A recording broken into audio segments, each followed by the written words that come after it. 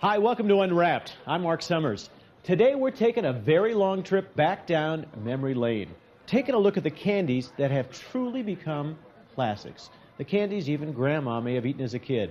They're the oldies but the goodies, and the first step back in history is with a look at beans. Not the veggie type, the sugary type, the Boston baked type.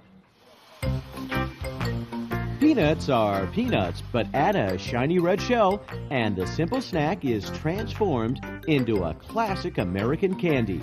Boston baked beans have been gobbled up for generations, and everyone seems to have their own technique for popping these sweet, crunchy peanuts. Handfuls at a time. I like to eat them one at a time. I think you can really enjoy the flavor of each bean.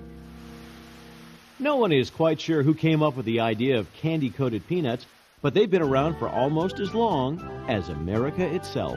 It is named after Beantown, which is Boston, and it is a confectionery takeoff on a famous traditional dish that hails from Boston, which is also called Boston baked beans, and it's a Native American dish, and it's beans cooked in maple syrup.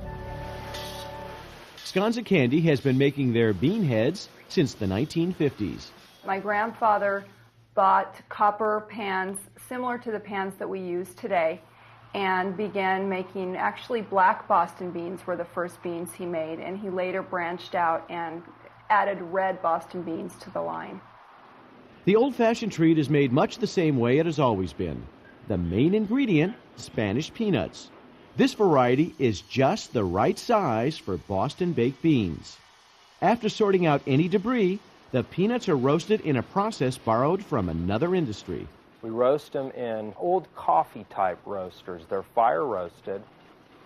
After 20 minutes tossing in the flames, these nuts are taken for another ride where they'll put on their sugary shell. Those big cement mixer-type machines are called pans. They're called coating pans.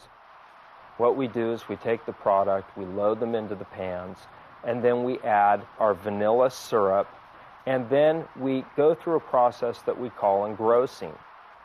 Red sugar syrup is cooked up and scooped in. Plain sugar is added between the liquid layers. As the nuts toss, the familiar shell begins to build. Basically, we're making 5 layers of product. It takes an experienced eye to make Boston baked beans.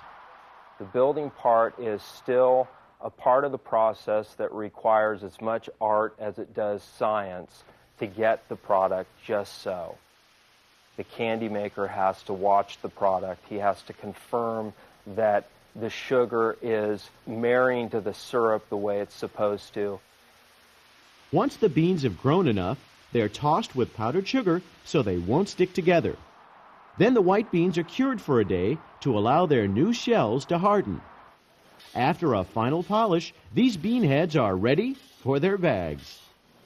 Making Boston baked beans is an amazing process most people have never seen. They seem to have these ideas that the products are stamped or pressed, and they're always surprised about how we get the sugar onto the nut and get the flavor into the sugar, and how we grow this product into a beautiful finished piece of candy. Classic candy making for a candy classic. A lot of candy products today have a lot of bells and whistles, and I think part of the appeal and the staying power of the Boston bean is that it's such a simple product. It's nothing fancy, it's simple and delicious.